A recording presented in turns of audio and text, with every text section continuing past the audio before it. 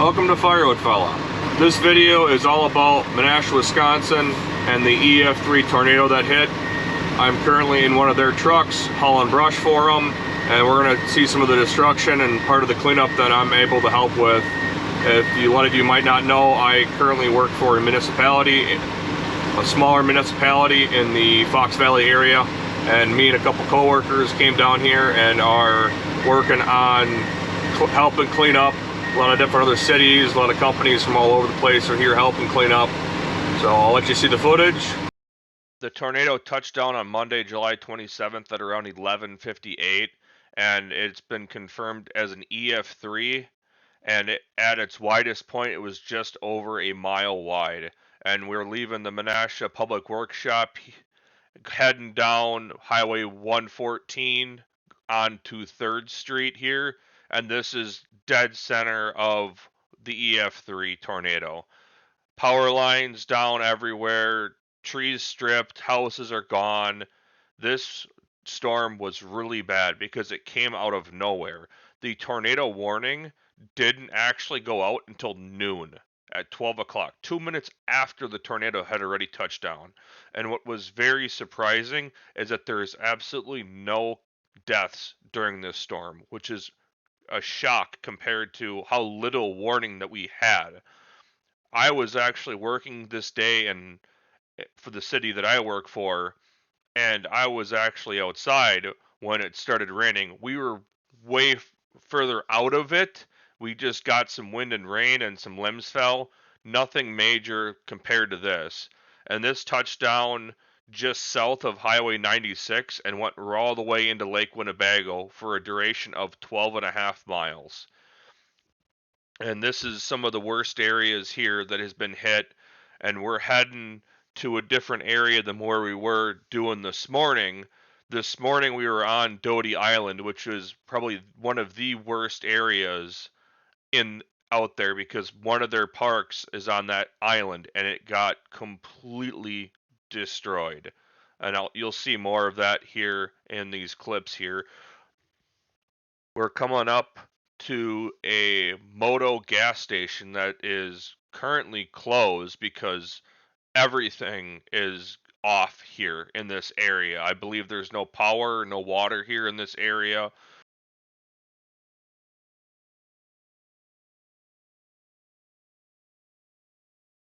So this is on Racine Street. We're heading over the bridge for the Menasha Channel, and if you can look over to the left side, you can kind of see the destruction out there in between the water spots of all the trees being stripped and everything like that.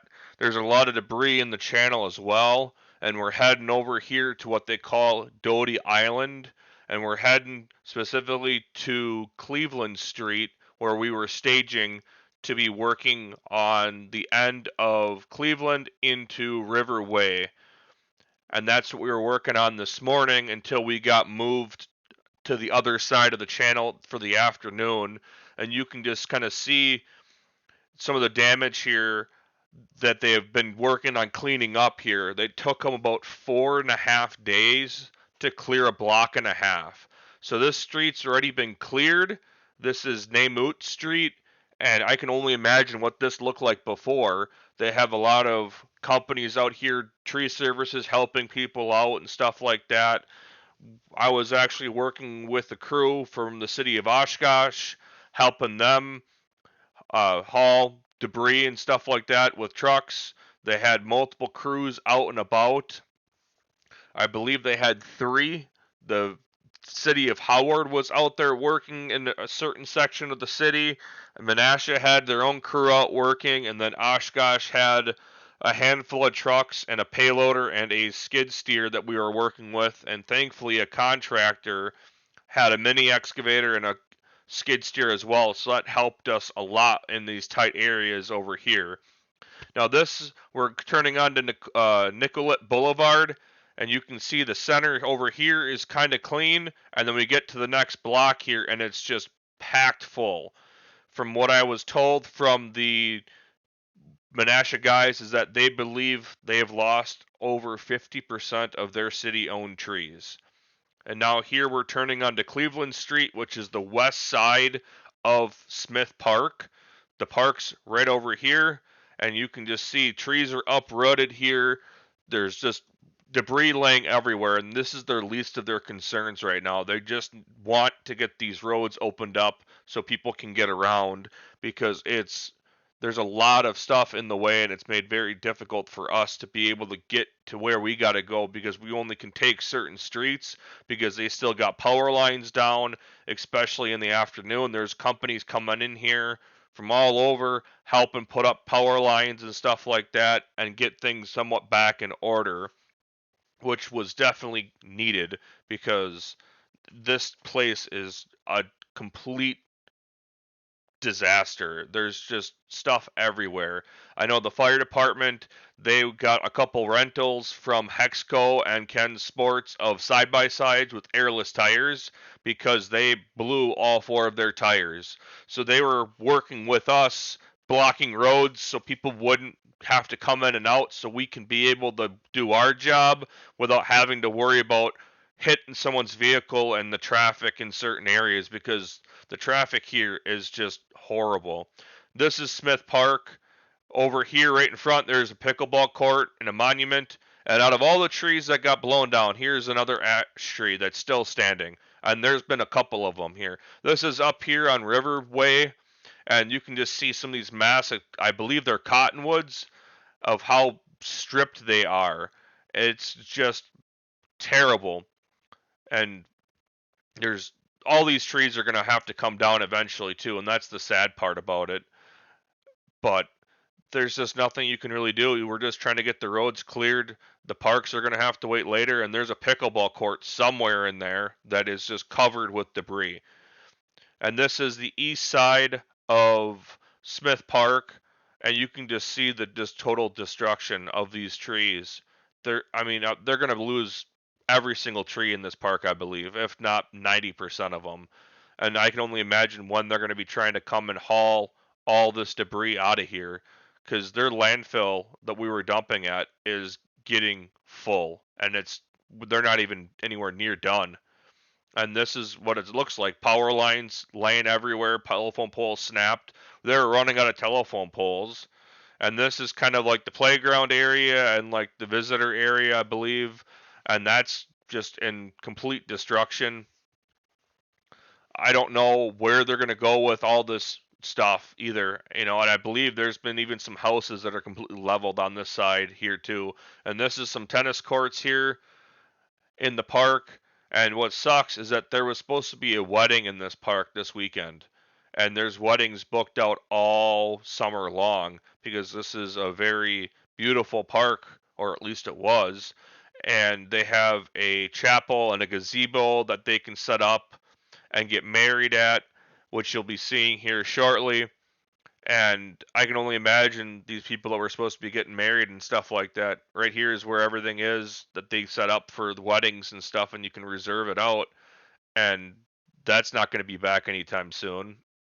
So right here is Menasha High School. There's a brush pile over there to the left.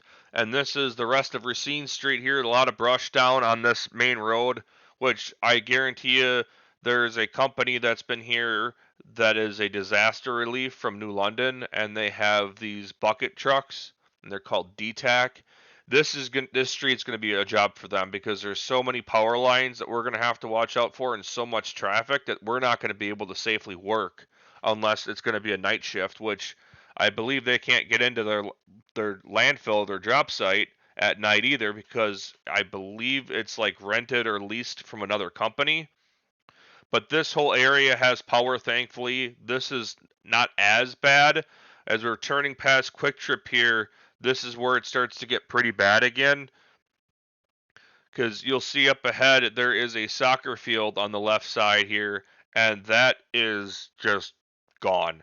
The goalposts are nowhere to be found, and there's a football stadium a little bit further past the soccer field if you look, and they do not have any bleachers left. The bleachers are just gone. The wind's taking them, and I don't know what they're going to do about that for their upcoming season for sports.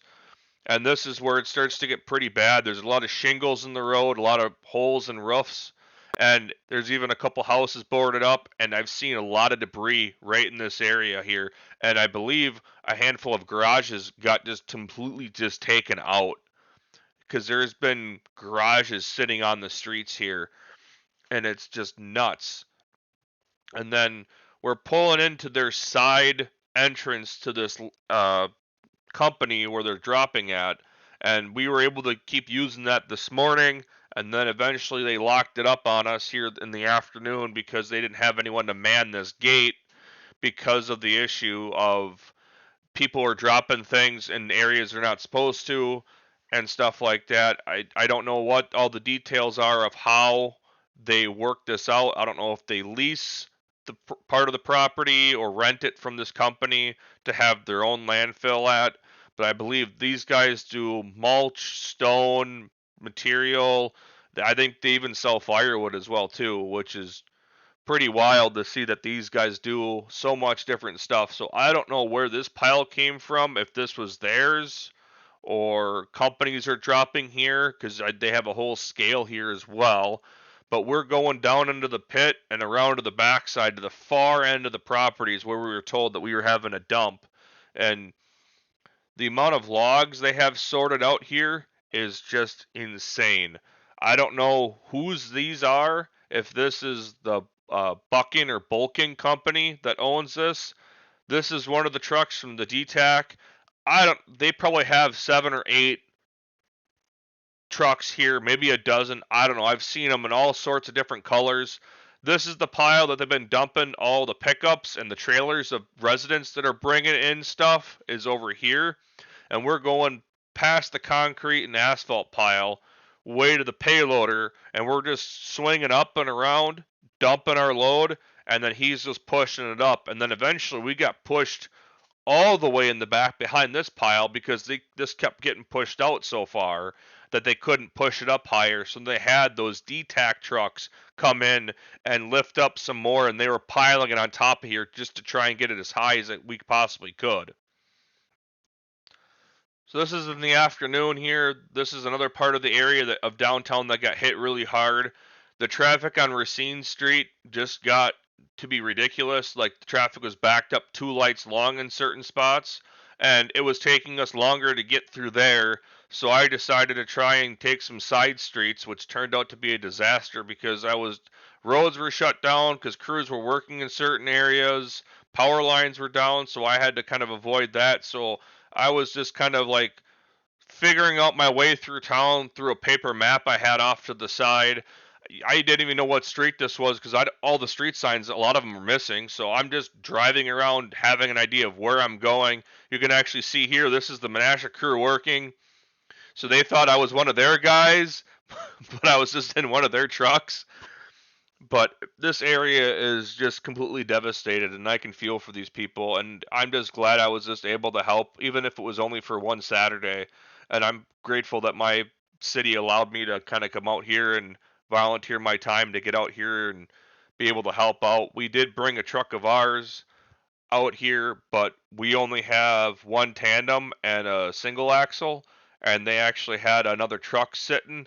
So they said for me to take this truck just because they can haul more brush, which makes sense. You know, when you're making trips, you want to just be able to haul as much as possible. And I don't know if I'll be able to have the ability to come back out and help more this week or if they need more help. I mean, I got to our public workshop at 6 o'clock in the morning. We took off from the Menasha DPW shop probably a little bit after 7 o'clock in the morning after we got told where to go and kind of got things set up. And then I didn't get back home until after 6 o'clock. So it was just a long day of haul and brush, which the worst part of it was just dealing with the traffic because people just have to come out and just look. And if you're out here to volunteer and help, that's awesome. That's great. But I just think a lot of people were just out here looking around, driving around because I just don't understand why there's this much traffic everywhere through here. It's just nuts. I did inquire about trying to get some of the wood to take back with me, and their just main focus is just to haul the wood to the dump site and just pile it up. So I don't know if they're going to go through the wood afterwards and sort the brush from the good logs or what their plan is, but I'm not really too concerned with trying to go out and get more wood. I have plenty of wood to do myself currently in my yard, and I have plenty to do at the property as well. So I'm not really looking to try and get more wood. So I'm going to throw a bunch more clips that I have here and throw some music on so you guys can enjoy the rest of the video. Firewood fella, logging off.